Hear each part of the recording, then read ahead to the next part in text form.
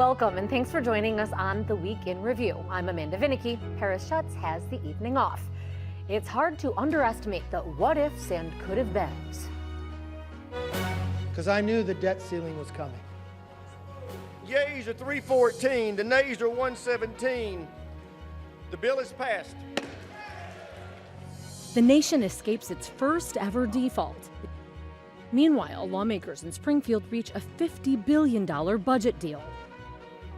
I ask you to put aside political agendas and do what's right. If you want to invest over $100 million in law enforcement who bravely go out into our communities and defend our communities, vote aye. While a Chicago budget battle gets tempestuous over funding for migrants seeking asylum. These poor people have nowhere to go, nowhere to eat, nowhere to sleep, nowhere to shower, to places that have declared themselves sanctuary. Our police station are busting at its seams.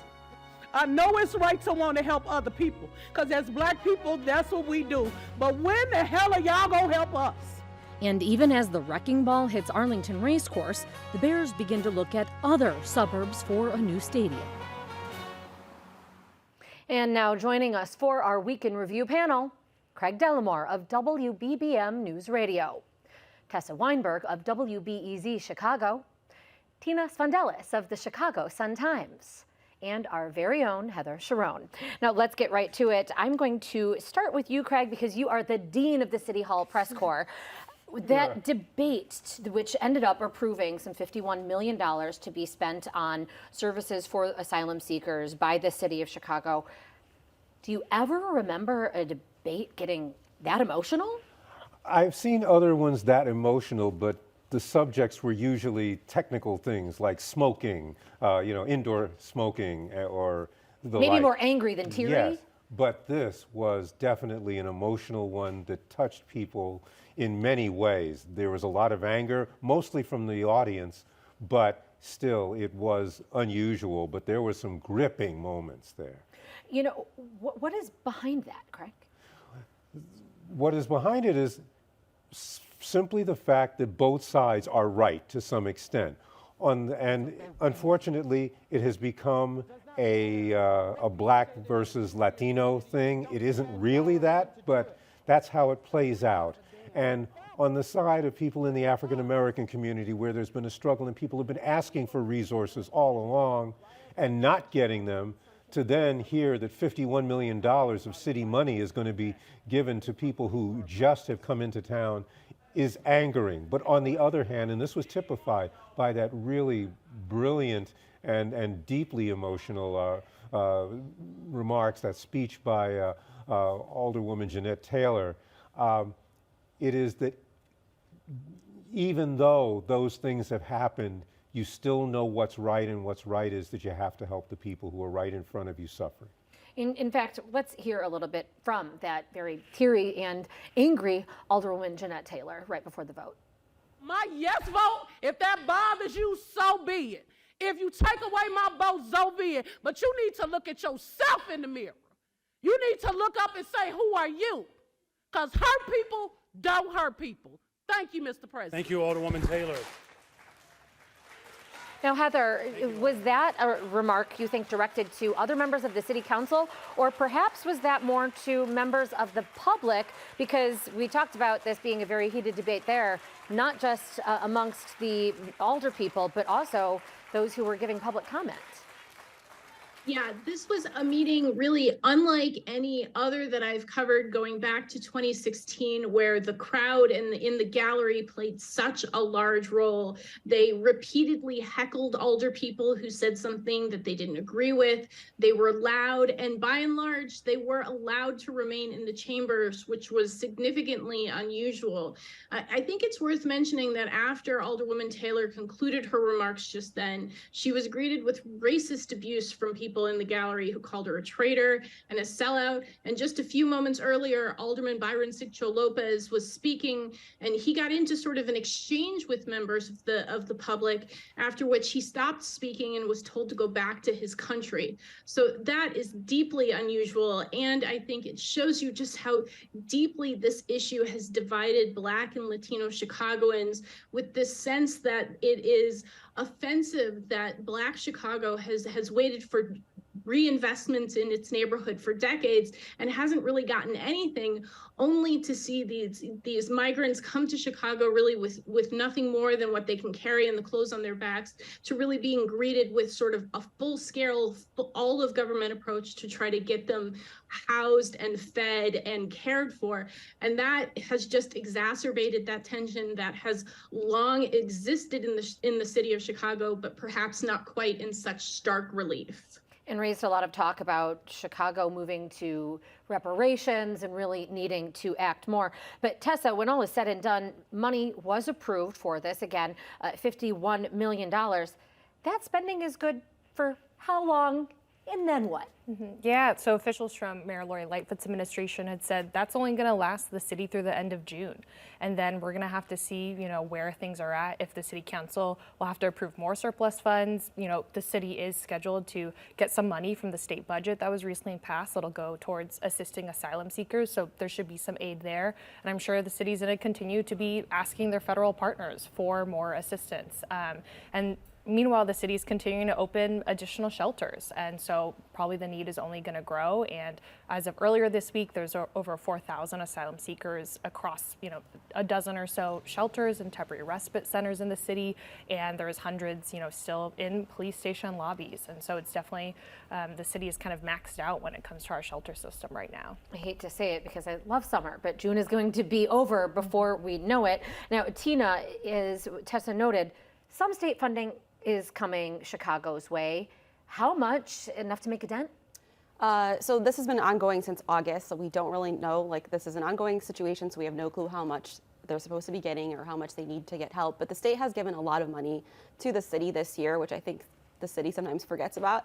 But it was about $110 million from a supplemental budget back in January. They've given another $42 million from the budget, which will be signed next week, so they will be getting that money. And they're also taking their calls when they need help. There's a new center that they're helping. The state is not only helping them run it, they're running it with their own employees. So if the city needs it, the state's going to help. There is not this huge division between the state and the city. Despite a lot of talk during the city council. Yeah, there is a team situation there. I mean, Heather, I want to go back to you. We did hear a clip early on from Alderman Napolitano, who did vote no, I believe, on the measure, and said that, Chicago, a sanctuary city, Illinois, a sanctuary state, that this is, quote, on us. Basically, we asked for it. Right. And he said that Texas Governor Greg Abbott, whom both former Mayor Lori Lightfoot and current Mayor Brandon Johnson have really criticized for using these immigrants as political pawns, he said they were lucky to have been sent to Chicago, a place that pledges to want to welcome them. I think it's just the issue is that the city's social safety net was stretched to the breaking point when this crisis began. And there were really two sort of flashpoints. One last fall when the first wave of immigrants started arriving from Texas and Chicago, and then the second one that began in mid-April. And the fact of the matter is that the city has roughly 3,000 shelter beds available on any given night. All of those were full when these two twin surges started happening. So it meant that the city really had no excess capacity to welcome these huge numbers, and it didn't have sort of a system set up to care for these people. And that, I think, was really sort of the problem. Now, Alderman Napolitano is really the only member of the Chicago City Council who is neither a Democrat nor a Republican, and he has often spoken about the need to care for Chicagoans first and foremost, sort of a rhetorical flourish that I think echoes talking points from Republicans and is in deep opposition to Mayor Brandon Johnson and President Joe Biden. And a lot of calls, as was noted, for more help from the state, and particularly that this onus is on the federal government for resolving the broader issue of immigration. Now, Craig, last weekend, let's move to something else that is sort of a perennial issue, more so even, and that is crime. Last weekend, the most violent that Chicago has seen since, I believe, 2015. Mayor Johnson initially came out with a statement addressing it. He is new on the job, came out with a new safety plan, but what are the optics? Well, if people step back for a second and realize that he's only been on the job for 3 weeks, that perhaps they will give him a little bit more leeway. But this has been planned for some time now. And the plan really is about how they react to this first weekend. Because he says, yes, they had, even Fred Waller, who was the interim superintendent, had expected that they were going to have to make different moves once they started seeing where the trouble spots were. But yes, it was a very violent weekend. Some of the shootings, the number of shootings were down, but the number of murders were still quite high. Yeah, some 53 shootings. Now, Tessa, how long does Johnson have to really make a dent in here? And is there any sense that he's changing his public safety strategy already? You know, that was something at this, most recent press conference he had. They didn't really delve deep into what they're going to do differently or how they're reevaluating. One of his major priorities has been to double the number of youth that the city hires through its, One Summer Chicago program that employs young people. They've actually extended the application period to next week. And so I think that'll be something of watching, can they get those numbers boosted? His administration has talked about, pushing corporations to continue to hire more youth. Even before the Memorial Day weekend, he rolled out different, public-private grants, and some of those projects were also going to go towards, helping youth, have things to do, be employed, and so I think that will be one of the kind of early ways he's hoping to make a dent this summer, and give young people, productive things to get to be a part of. No, Tessa, there's going to be, however, some changeover, it seems, at the Chicago Police Department. And I'm not talking superintendent, although that, of course, but also the city's reform chief, Tina Scahill, resigned, citing retaliation. This is just a few months after the previous individual who held that job was fired from it. And so what is happening over there? Do we know anything about the retaliation that Ms. Scahill allegedly faced? Yeah, that was something the Sun-Times reported, and that she submitted paperwork to retire from the department later this month. She oversaw basically the department's efforts to implement the consent decree and reforms, but there was little insight and reasons as to why she was retiring. It didn't expound on this alleged retaliation, but her predecessor, she's a veteran of the department, but had only been there for about a year. Her predecessor had also been abruptly fired with surrounding claims of retaliation. So, Yeah, she cited the whistleblower law, but then didn't give any specifics on why she was citing it. But I think what is interesting is that as all of this is going on, and again, that part of it has been in flux for some time now, Robert Boyk, who was her predecessor, is now going to still be involved in anti-crime efforts because this civic committee of the Commercial Club of Chicago just started its own corporate version of giving aid in a number of ways to the city in terms of anti-violence, and Robert Boyk is the new vice president of the civic committee's public safety, so he's still in it. So he'll be involved, even though the CPD doesn't have somebody overseeing the consent decree. The Johnson administration has said it's going to be investigating. But there is a federally court-appointed monitor who is still overseeing. Very much overseeing. what's going on. Civic committee members are also part of Johnson's transition, efforts. So I'm sure that they're talking closely and will be involved on that. Now let's move on to the federal debt ceiling, something that captivated airwaves across the nation because it would have been so calamitous had something not passed. In fact, that isn't what happened. In fact, President Joe Biden, just before this, had a media availability, signed the debt ceiling deal. Tina, what about the Illinois delegation? How did it vote? Any surprises from members? It kind of followed what people did nationally, where the super progressives and the super far right voted no on it for various reasons, for cutting programs or not supporting programs. The far right said, we don't want to support Joe Biden in any way, so we refuse to do so. The Senators Dick Durbin and Tammy Duckworth voted yes. Congresswoman Jan Schakowsky voted no, but said that she had been prepared to vote yes if she had to. So our progressive bloc did vote no on it. Danny Davis voted yes. He got a call from Joe Biden saying thank you.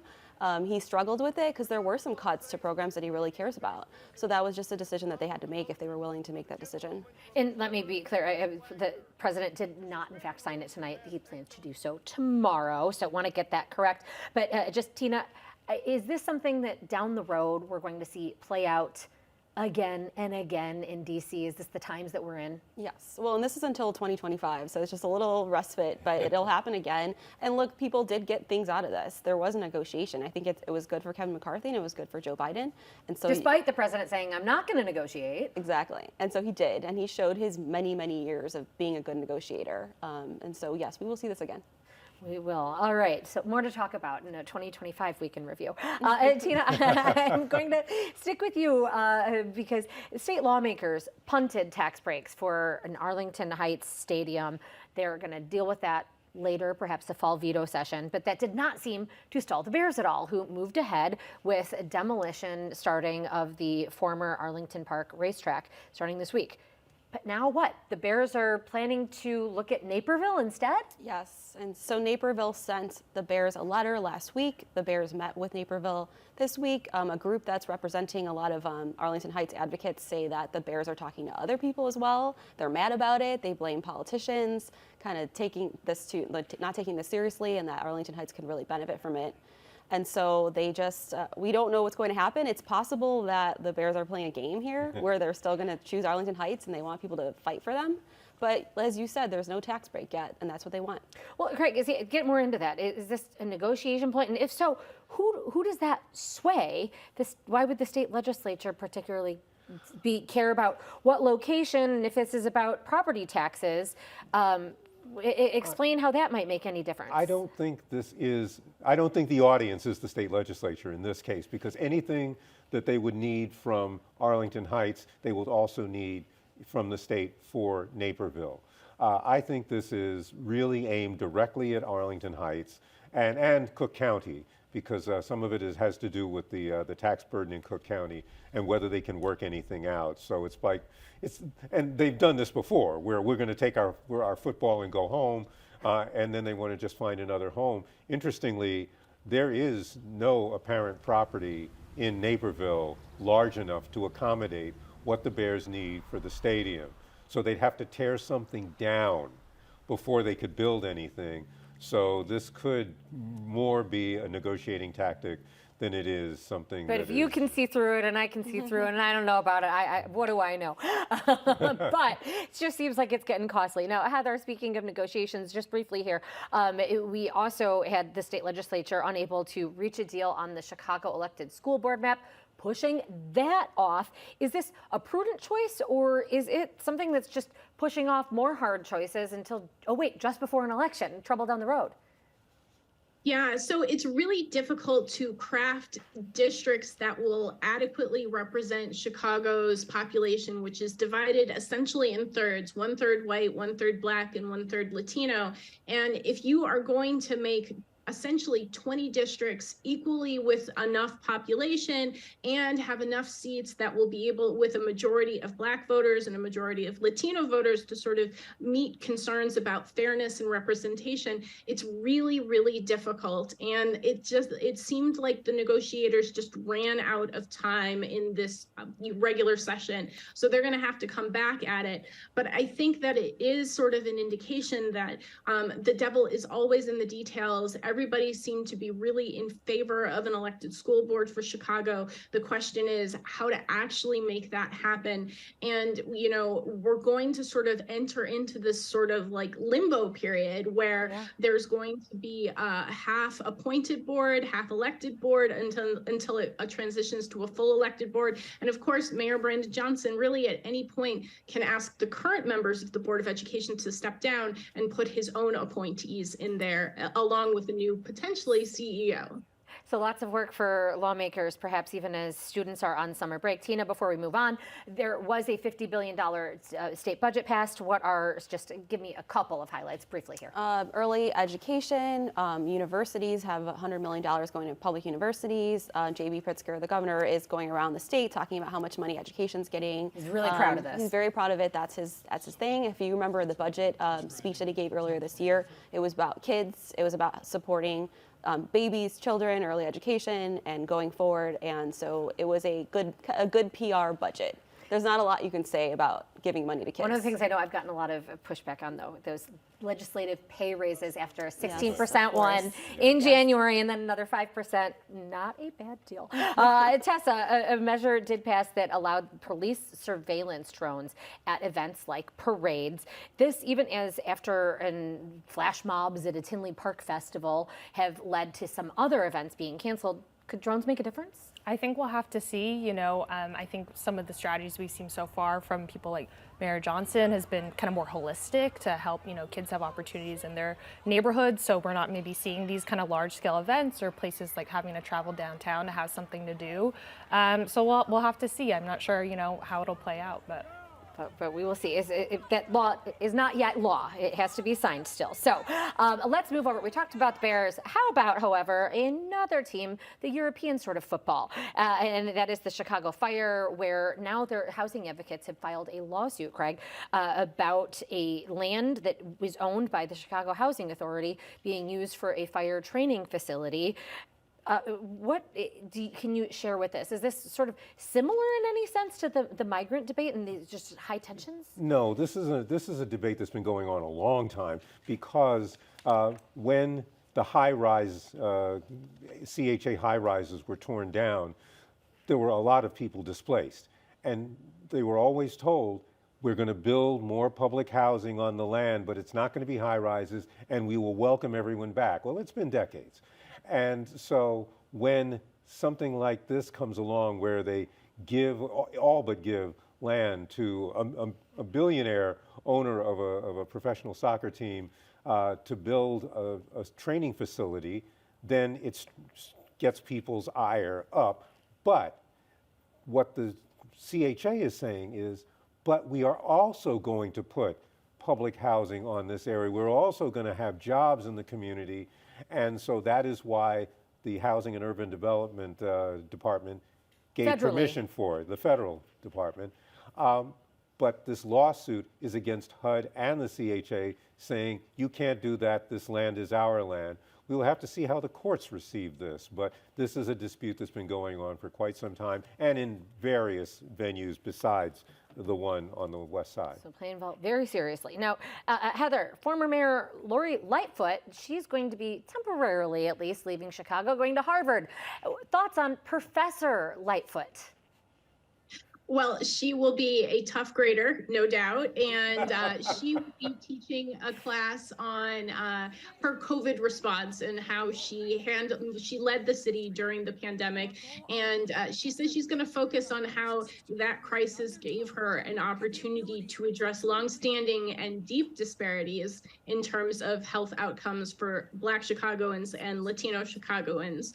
This really goes to sort of the heart of what she hopes will be her legacy as Chicago mayor, and this is sort of a very common path for politicians who are out of office to, find a college, get a fellowship. Yes, exactly. And have a chance to sort of look back at what happened.